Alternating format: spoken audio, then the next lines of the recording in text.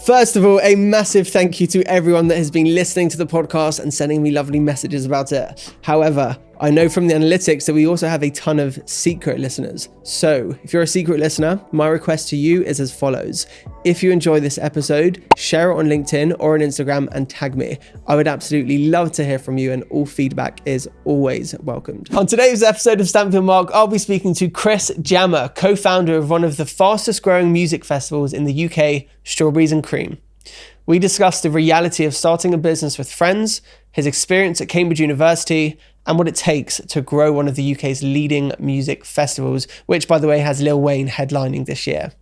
This episode was so much fun to film, and I can't wait for you to listen to it. Introducing Chris Jammer. Strawberries and Creem is effectively the pilot for what a safe space should look like, because I saw basically the statistics for what women experience in the live event space. Like 40% have been sexually assaulted or harassed across their career, their span in a live events arena. So I'm trying to kind of shape the industry in a way and lead that movement into making festivals and live events a safer space for everybody.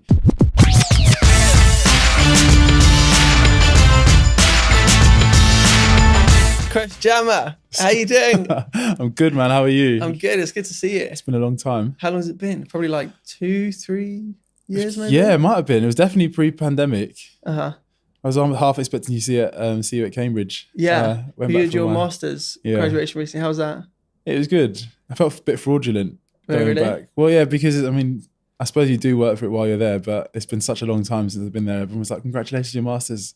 Yeah. So I haven't really done much. It's weird. For anyone listening, at Cambridge and Oxford, you almost get a fake master's degree if you do a BA. It's, 7 years after you formally start? I think 7 years after you formally start, yeah. But mine was supposed to happen the day we went into lockdown. Right. So I had actually my gown rented and that sort of thing, and then went into a pandemic. And it all got cancelled. But it was weird being back for me. It was weird being back, yeah, for me as well. But it was really nice to see a lot of my college, actually. Yeah. Surprisingly nice. Uh-huh. Because I had mixed memories of the place and like kind of positive and negative emotions attached to it. But it was very positive, that last experience, which was nice. That's good. So I want to get into all of that and life at Cambridge. But first, as you got here to the Dream Factory studio and as you sat down, you said things are crazy. Yeah. There's a lot of stress. You may not have actually said stress. I said stress. But you said there's lots going on. Yeah. What's going on? Well, I'm about 8 weeks out from having to go on site to set up both festivals. Mm-hmm. And so that's Strawberries and Creem and... Strawberries and Creem in the Cambridge Club, yeah. Got it. Cambridge Club has got Miss Diana Ross headlining this year. Nice. And Strawberries has Lil Wayne coming over to the UK for the first time in 14 years. I read that. That's insane. Yeah, it's nuts. I'm not entirely sure how we managed to pull it off, to be honest, but it's a sign of how the brand has definitely grown. Mm-hmm. But yeah, I think we've just grown incredibly quickly, especially in the last 2 years. We signed a deal with Sony Music during the pandemic to become like their first festival property in Europe. And that's come with a lot more responsibility. But it's also opened a lot more doors and opportunities up for us. And I'm just kind of balancing, bringing on all the sort of positives and just managing that workload. And at the moment, my work-life balance is completely out of control. Is there anything, is that real? Is the concept of work-life balance even real when you're running your own thing? I don't know I don't think it's real. I don't think I've ever really had a very good work-life balance. I think a lot of my life stuff has come away from escaping work, to be honest. And it's just been not something I choose to do. It's more just, right, I need a release. Mm-hmm. And yeah, I've been in that cycle, I suppose, for a while now. But hopefully I see an end in sight of it letting up a bit. Nice. And so you've got Strawberries and Creem, you've got the Cambridge Club. Are you still modelling? I still model a little bit. I do more kind of like brand work these days. So like kind of campaigns and that sort of thing. But I was booked for Paris Fashion Week a couple of months ago. So nice. Yeah, it's still ticking over, just about. Wicked. Cool. So I want to start, talking about Strawberries and Creem and how it all came about. So am I right in thinking it was from Creem, the club night in Cambridge? Yes. So did you start that? No, I didn't start Creem. So Creem was going a year before I got there. Right. And Will, who's the co-founder of Strawberries and Creem with me, started that with and Priye, who was also at Cambridge with me. We were both promoters for Will. as like kind of freshers turning up, trying to make some money, doing club promotions. And we turned that basically between us into kind of alternative music night, bringing different sort of genres of music to Cambridge.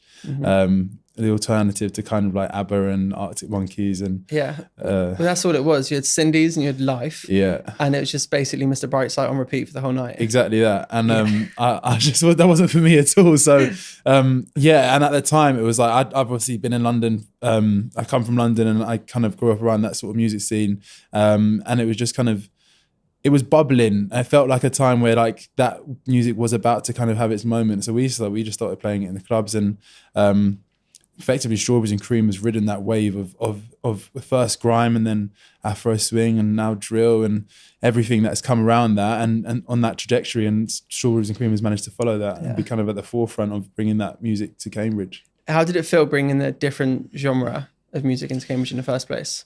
It was a tough gig, I tell you that. I mean, you probably remember a few nights where I'd be sat outside Fez with an empty club because no one really wanted to come and explore what we were doing. But I think it was like a persistence thing. And because we really enjoyed it and we loved the music and just saw the potential there, we carried on. But it did take a while for people to kind of buy into what we were doing, and also for people to take us seriously in a way. It was like we were challenging the establishment, which is Life and Cindy's, which wasn't even the name of the clubs. They had been that was the name of the clubs like years ago, and that was just the sports nights of uni, and where everyone kind of went on a Sunday and a Wednesday. And trying to challenge that was interesting. So it's actually funny going back and seeing all the people being like, "Oh, you went from Fez to this massive festival. Congrats!" And I was like, "Yeah, it's nice to actually be able to prove them wrong in a way, because." There was definitely not much appetite for it when we first started.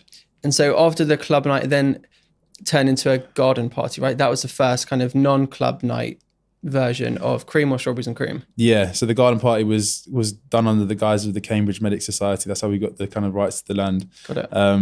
And it was effectively an alternative to what was going on in May Week. You know, May Week is kind of extravagant May balls, everyone dresses up in black tie, it's quite high ticket price, and we wanted to do something slightly different, be a bit more accessible, and also actually just bring Cambridge Uni together with Anglia Ruskin and some locals as well, which also was very taboo at the time of being at Cambridge. So it was kind of putting something on for the city, not just the university. And we've seen that grow since. Yeah. And so then it was a garden party, and then you launched it. Was it the following year as a proper, independent festival? Yeah, so it was definitely first year was we called it a festival, but it was very much a garden party. And the year after, we booked Skepta for kind of a fraction of the price that he was at the time of the festival, and we kind of caught him on that trajectory where he dropped Shut Down. He was on stage at the Brits. Kanye West had kind of like co-signed him in a way, and he had just had this moment on his beginning of his rise to like kind of commercial success, and that sold the festival out instantly, effectively. How did you book him for that price? Was that just where he was in his career and before he kind of shot up? Yeah, we obviously I'd grown up on Skepta. I'd known him since I was kind of in primary school, and we just thought he's a symbol of everything that grime music is at the time, and let's book him. And we didn't really have any idea that he was going to shoot to the sun of success he managed to achieve in that short space of time. So we just got very lucky with that booking. But then that's the kind of pattern we, as a festival, kind of followed and helped us grow. So we booked Kano the following year, before he dropped his Made in the Manor album, and then again the year after with J Hus and Common Sense and AJ Tracy and that sort of thing. And then even on from that, it was D Block Europe and H, and then even last year was Central C had him on site, and he's now kind of one of the hottest artists in the UK. And it's just that's the trajectory we've had, is kind of trying to catch talent before they hit the mainstream success, and we can't then afford their proper booking fees. So when you're looking for the headliners, do you have a group brainstorm and you're like, this is the hit list, this is who we really want on, or does it work in a different way? It is a very collaborative process. I think there's quite a few of us now involved in the team, and we all kind of have our ideas. Priya is a brilliant asset to have. He works at Sony Music, so he kind of has his ear to the ground, knows when releases are coming, that sort of thing, and that's kind of helped us massively on the way. And we do share the process massively, but there are kind of key criteria that we try and look for that just build like an all-round lineup in a way. It's not, if one person falls out, then the rest of the lineup has to change. It's kind of Got it. Yeah. Got it. And who mentioned Lil Wayne? Whose idea was that? Do you know what? I've been shouting Lil Wayne for a long time. But this year, he's allowed to get his visa back because Trump pardoned him on his exit from the White House. So one thing I can actually be very grateful for. But yeah, so now he's allowed back into the UK. And yeah, we got him at the right time. Mm-hmm. There was a lot of, once we did get him, there was a lot of kind of politics in the industry around it, but we've got him on an exclusive now. And yeah, I can't wait to see him live. He's one of my favorite rappers of all time. Yeah, that's class. That's wicked. And can you help me understand the scale of Strawberries and Cream now? How big is it? So Strawberries and Cream now, we're probably doing 15,000 people a day across 3 days. Wow. So yeah, around like kind of 45,000 people across a weekend. Which is nuts. The first one was about 500 people in Anstey Hall Garden. That's insane. Yeah. And this isn't that, obviously you hope this doesn't happen, but what are the things that you need to think about in terms of what can go wrong at a festival? Oh God, everything. I mean, you always, because we're growing, there's always new challenges every year that we have to encounter. So, I mean, 2019 almost wrote us off because it was the first time we ever encountered rain on the lead up to it. And that kind of ruins the whole build process. I mean, festivals are a microcosm of wider society. So anything that can go wrong in life kind of can happen on a festival. And a lot of the time that's amplified because of people drinking, people doing whatever, and people being like in that sort of environment. So yeah, there's a lot of precautions about what could go wrong, which I try not to think about too much. Yeah. I still have a panic attack. So what has gone wrong then? Things that you can talk about. What have been the failures that you've learned from? The 2019 rain year for us was almost catastrophic. COVID went very wrong for us. Yeah, it was I can imagine. Yeah, it was a very tough time, and especially coming off the back of 2019, which was publicly it was a success, but internally it was just so difficult. We were doing probably 18, 19 hours a day on site. I've got scars on my legs from Wellington boot burns, just trying to get the site like safe for people to enter. And then going off the back of that into kind of COVID and not having this support financially initially, and then having to cancel and refund tickets. And there was a point, honestly, I probably thought I was going to have to change my name and move countries. Where were you when you realised you'd have to cancel? Were you all together? Were you all, chatting over WhatsApp? We had a Zoom call about it. I think we were quite lucky at the time. We were working on doing a deal with an Apple Music label called Platoon, and they were working out in South by Southwest as well. And that South by Southwest over in America, it seemed like they started pulling things before we did. We just thought, oh, this is just a kind of fad. This is never going to kind of travel over to here and have that sort of impact. But when they pulled at South by Southwest, it must have been January 2020, we started putting the wheels in motion for things to like go wrong effectively. Got it. But we didn't publicly cancel until Glastonbury cancelled, because it was still a bit up in the air about the public perception of what cancelling is and everything. It was all a very touch and go time. But yeah, we were all on a Zoom. It was quite emotional. And then we'd be like, what do we do now? And what did you do? Had to refund everything, just basically start. I mean, that in and of itself must be a huge project in refunding tickets and communicating it to people and talking to suppliers, partners, and so on. Yeah, it was. We didn't know what we were going to do, to be honest, because we were in discussions with Sony Music pre-pandemic. The contract was on the table, ready for us to sign an agreement, and the office shut, and we couldn't get in there to sign it. And then they effectively went quiet on us for 4 months. And in that time, it was a case of, really trying to get our heads down, deal with everything, and also renegotiate that deal, which then there was like obviously a lot of pressure. There was a lot of money in the balance. And effectively we did manage to convince them that we were worth investing in. And it's been it's been brilliant working with them ever since, to be honest. It's taken a lot of the stresses, well, not, I mean, stresses, some sort of stresses away. The financial pressure, definitely, and opened up so many doors now, which is super exciting for me and taking the career to another level. What are some of the main learnings you have from the past few years of running Strawberries and Cream? The main learning is definitely have a clear vision on what you want to achieve, but also be really agile to being able to pivot. I mean, we've had to change strategies so many times, but I think that having the end goal in sight has been crucial. Otherwise, we'd just lost sight and not really had the drive to keep going with it. Mm-hmm. And what is the end goal for you? What's the vision? The end goal for us is to kind of be one of the most recognizable festivals on the UK circuit on both brands, Strawberries and Cream and the Cambridge Club. The Cambridge Club is now actually outselling Strawberries and Cream. No. Yeah. It's wild. It's just a totally different offering. So much easier to run. Those two brands really established them, and then just look beyond that. Like we've always said, we didn't want to just be a festival brand, and COVID really showed us that that is a terrible business model, really, just to have all your eggs in one weekend of the year.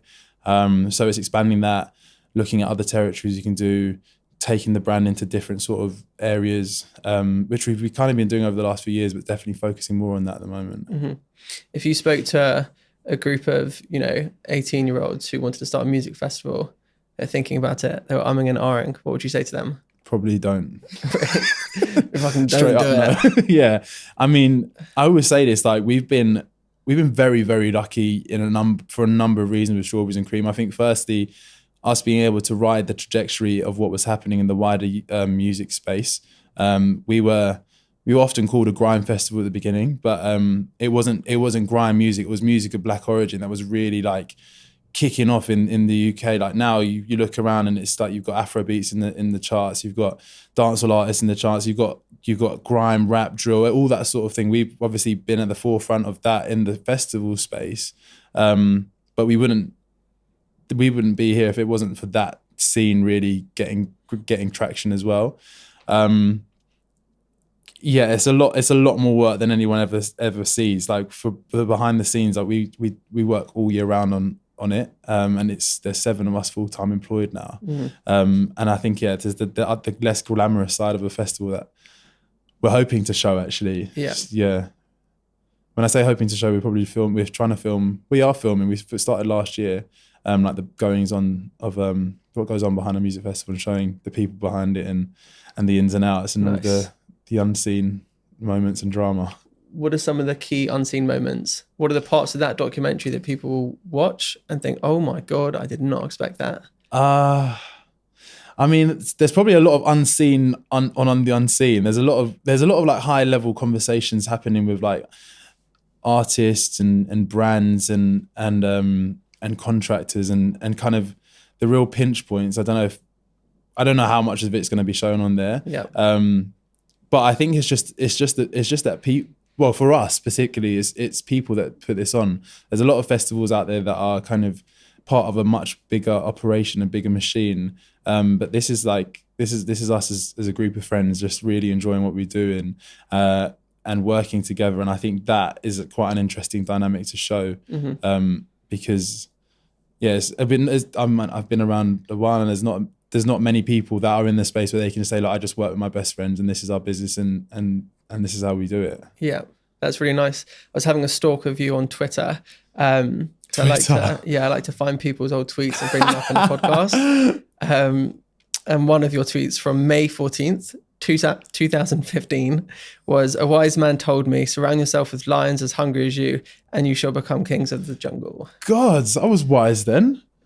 And I saw that and I thought, wow, to be honest, I've seen you and Priye working together since Cambridge days. And even now on your Instagram, it's always the same. And by the looks of it, you found really close friends who you work really well with and just haven't looked back. Yeah. I mean, Priye is brilliant. He's like my brother. He's like my best mate. We really thrive off each other's energy. And there's not many people that I know that work harder than him at all. And speaking to him about his work-life balance, His has got better because he's found love. But he doesn't have a choice. He's got no choice. Yeah. But that boy works so hard, and that drives me to work hard. I think we all kind of thrive with each other's energy. Like sometimes it's a case of, right, we shouldn't mess each other about work before 9 o'clock or after 5, and just like that's not how we operate at all. No, nah, not at all. No. We're very, very, very driven, and we're willing to kind of pay that price in a way to get to where we want to go. Do you still have the friendship outside of work though? Yeah, definitely. We try and make sure of that as well, because there are times where we can just get in a cycle of it just being work, but we always just do remember that at the end of the day we are our mates, and it is nice to just be able to just go out and go to something non-industry related as well, because often, like in the music industry, you can go to all the events that everyone wants to go to, but actually they are still kind of work in a way. So yes, but it's really trying to step out and take that time. I feel like if I was working with one of my best friends, then the conversation, like both of us would always be so excited about the work. And then even if one wasn't, if I was, for example, then that would rub off on them. And if I didn't want to talk about work and they did, then I'm still going to have the conversation. Yeah. So it feels so constant, but I guess that's not. But do you know what? Like I can be with Priya and we'll be drinking and up into the night, and it will still be, we'll still find so much passion in talking about what we're doing. And yeah, we have, I mean, work does have a big, we're friends because of work, right? Priya didn't like me at the beginning. Priya saw me as this absolute threat in first year that was going to come and steal all his girls or whatever in freshers. But he soon realized that wasn't going to be the case. And we're friends because of the we promoted together. So that's obviously the core of our kind of relationship in a way. But we thrive with it. Work gets me going, and it's also just like achieving something is what makes me happy. And on the next segment of this episode, we're going to unpick Cambridge. Let's do it. Let's unpick that shit. God, it's so deep and dark. Really? Yeah. I mean, going way back, where were you when you got the offer? Was that a letter at home? Yeah, it was a letter at home. I don't know how many people know this, but I'm fourth generation of my college at Cambridge. So my dad went there, my mum's dad went there, my mum's granddad also went there. So from birth, there was a hell of a lot of pressure to get not into Cambridge, but into Gonville and Keys College. Yeah. And my granddad was still alive at the time. I remember getting the letter and just being so relieved that I had like done it. and at that time, my whole life was literally get to Cambridge, and I didn't see anything past that at all. So when I got there, I was a bit like, woof. So what now? Like, what do I even want to do? Like, I thought I would do land economy and might go into finance or like land, like equity or something like that. Yeah. But it was never really my choice in a way. It was like, get there and then now what? That's mad. That's the complete opposite to me. Like Cambridge was never on the cards for me at all. I was a dumb kid at school. People would take the piss out of me for being in bottom sets. No way. So I had this like mad insecurity, even though I didn't realize at the time. But just, I was in year 8, bottom sets, and I just wanted to move up in sets. Just wanted to move up and up and up. Found out that I could only ever get a C in GCSE maths unless I moved up a couple of sets, and I was distraught. I was so upset. And then over the next few years, I just worked my absolute arse off. And I was like, right, I want to go to the best uni. Eventually showed an interest in Cambridge, told people about it, got mortified because I screwed up on like an Oxbridge style interview question in front of people. And I saw students in the room one by one turn their head so that they can laugh politely, but not in my face, but still get their nervous laughter out. And then I decided not to go. Then eventually I was like, what, screw it. Had some good chats with teachers who were encouraging me to apply. Eventually applied and then got in, and I was like, okay, there's no way I'm going to really fit in here. Yeah. But so that was my kind of pre-Cambridge, whereas yours was like, this is everything. This is a must. I have to get there. Yeah. I didn't know that. That's so, I mean, fair play, because I mean, I was definitely good at school, and I always like made sure that I like separated my social life from what I had to at school, and I was remained in the top set and found like exams were like quite easy, to be honest, at that level. And then I got to Cambridge and I was like, Jesus, I am out my depth, because I think coming from a state school and going into that environment was so different. yeah, I just felt I was like kind of a clever kid in a small institution. Now I was like below average in like a massive one. Then yeah, it was strange, but yeah, it was always the goal. Just convert it to yours. And so how were your first few weeks there? I definitely felt like an odd one out. For some reason, I don't know why. I just felt like it was already a little bit cliquey. A lot of people knew each other. There wasn't many people at all from my school that went there. And yeah, I mean, I made myself kind of popular in a way because I was going out and having fun, and that was like my larger than life character. I also made the mistake of getting with the girl like on my first night, and I should have really gone to Cambridge and come out as gay straight away, so I didn't have to deal with that. And that was like a 3-year process of going from Chris the lad to completely the opposite in a way. So yeah, there was a lot going on, but I did enjoy being there. It was almost like it's such a different place, isn't it? And it was just like a very interesting experience to be there, and it was always very surreal. Yeah. If I had done it differently, that is probably one of my only regrets in life really, is just that would have made my uni experience a lot easier. But yeah, I mean, it is what it is. And I learned a lot from that, and I had to travel through a lot of kind of, darkness in a way over those 3 years, dealing with that to get out of it. And I mean, you can't complain about where you are from that, and it's all life experiences, isn't it? Exactly. And you made it through. You're better for it. Yeah, just about. I tried to drop out. I tried to drop out in tried to defer in year 3 because remember I was doing Team First app with Will. Do you remember that? I remember Team First. Yeah, that's now changed its name and is on Series A, I think, doing really well. But I was like, let me just step out, take some time, do an app, do the festival. But I'm really glad I didn't, and I'm really glad I persisted on, and I'm really glad I got my dissertation in, because they almost threatened to kick me out because I wasn't doing it at the time. Just wasn't leaving my room at the time. I was so depressed. And yeah, it's definitely opened a lot of doors being able to graduate from there. And yeah, that persistence definitely helped. Yeah. And what was the entrepreneurship scene like, in your opinion?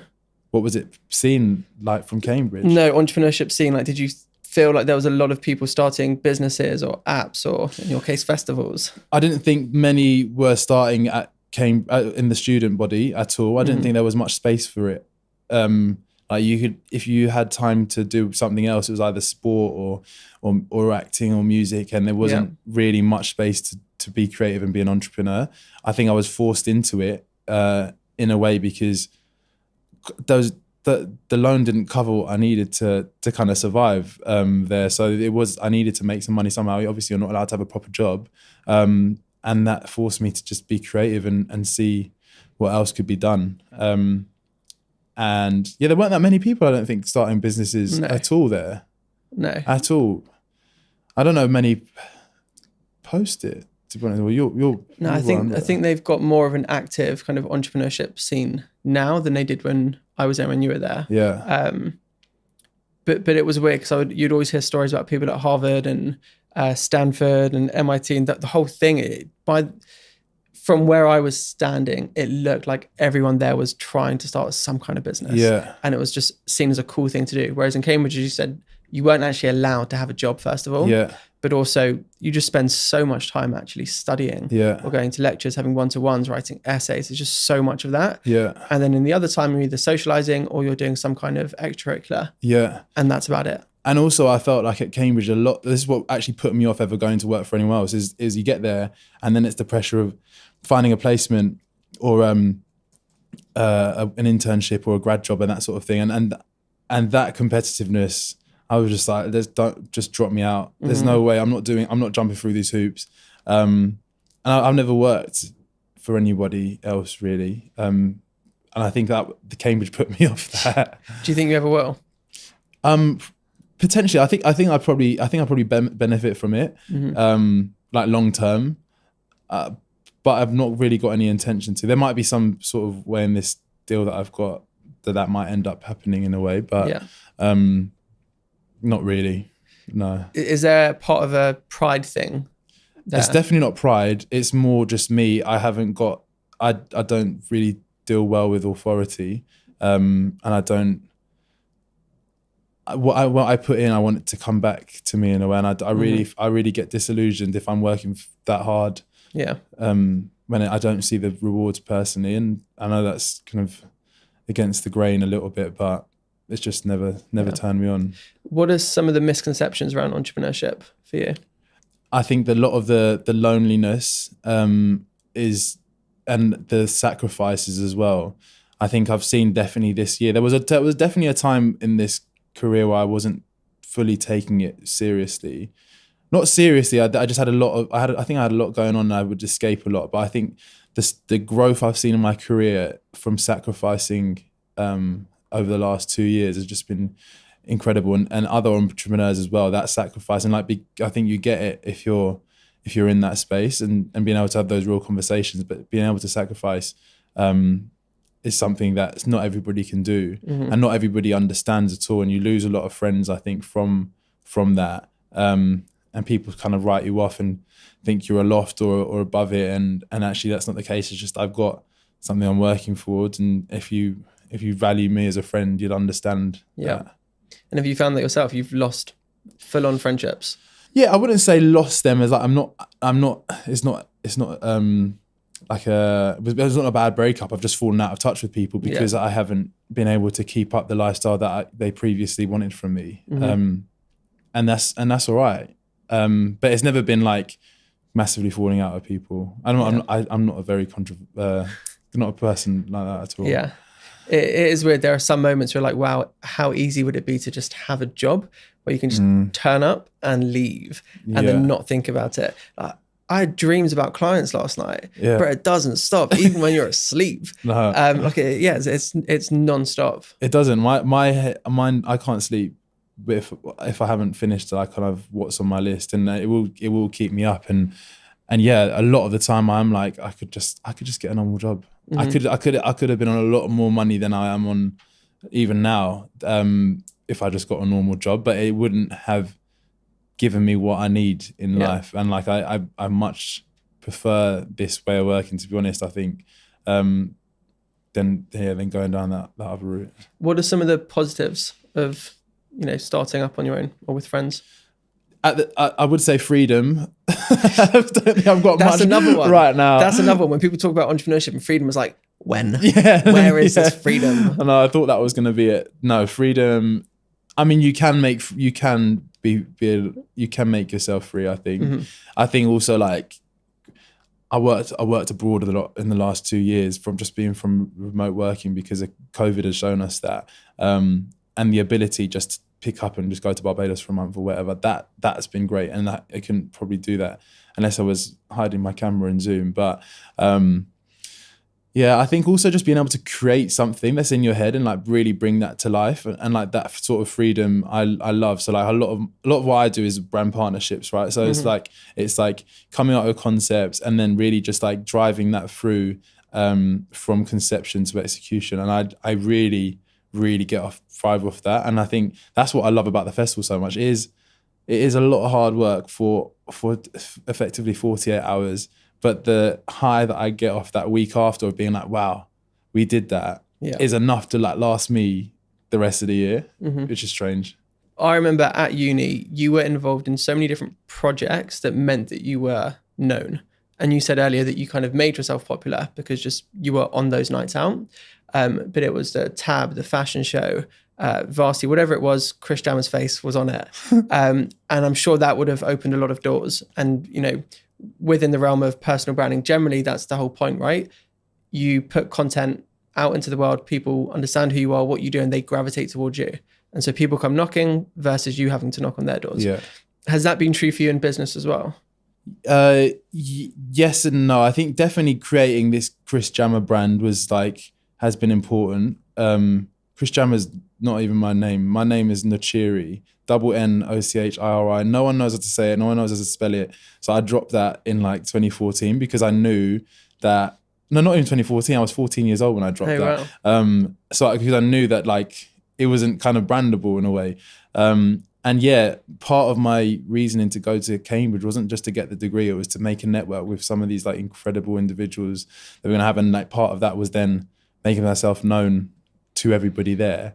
Then even since then, like making sure that I've got a social profile and that sort of thing, it does definitely help to attract people, and making sure people know what I'm doing. Like there was definitely a case where my Instagram was much more kind of like, it was like influencer in basic. I wasn't really showing anything that I was doing. I wasn't really celebrating any of my business accolades or whatever like that, or like pushing agendas that I was interested in. And I think since being more open and being more like my authentic self on there, much more has come in my direction, rather than me having to kind of bang down the doors and try and force my way in. Yeah, that's wicked. That's good to hear. And if you were to go back, I mentioned, a group of 18-year-olds starting a festival, but if you were to go back to yourself on day one of the first garden party for Strawberries and Creem, with the knowledge that you would have continued and you would have gone and done it every single year, what bits of advice would you have shared? With myself, I think make sure I know all more areas of the business. I think it's really important. I think it's like so important, and like almost overseen sometimes. Is like, it's very easy to like delegate out bits, but I think having a really general understanding of everything that's kind of going on is important. Now I just do kind of brand partnerships, but I make sure that I know what the artist liaison people are doing, what the operations are doing, because you never know what situation you're going to be in and who you're going to have to speak to kind of to push the business forward. And having that sort of wide depth of knowledge is important. And I say that because I left the festival about 5:00 and went to an after party that first year and didn't bother like being there to clean up and whatever. But yeah, and just taking all that elements of the business seriously. Mm-hmm. Okay, that's good advice. So this podcast is called Stamp Your Mark. Sort of around leaving your mark on the world, having a reputation, standing for something. So what is the mark that you would want to leave on the world? What is the positive difference you'd want to force? So the last 2 years, well, last year or so, I've been working really closely with the UN Women UK about trying to make, well, Strawberries and Creem is effectively the pilot for what a safe space should look like. Because I saw basically the statistics for what women experience in the live event space, like 40% have been sexually assaulted or harassed across their career, their span in a live events arena. So I'm trying to kind of shape the industry in a way and lead that movement into making festivals and live events a safer space for everybody. Because I've seen the effect that it's had on our festival, and like it's just made it such a more enjoyable place to be. And I just feel like it should just be a priority for everyone. Mm-hmm. So trying to work with those experts there and really spread that. And if I can really have an impact on not just Strawberries, but the wider industry there, I'd have definitely achieved something. And that's definitely where I'm focusing a lot of my attention on at the moment. That's brilliant. Great mission and great place to end. Thank you so much for coming on the show. Thank you, mate. It's been brilliant.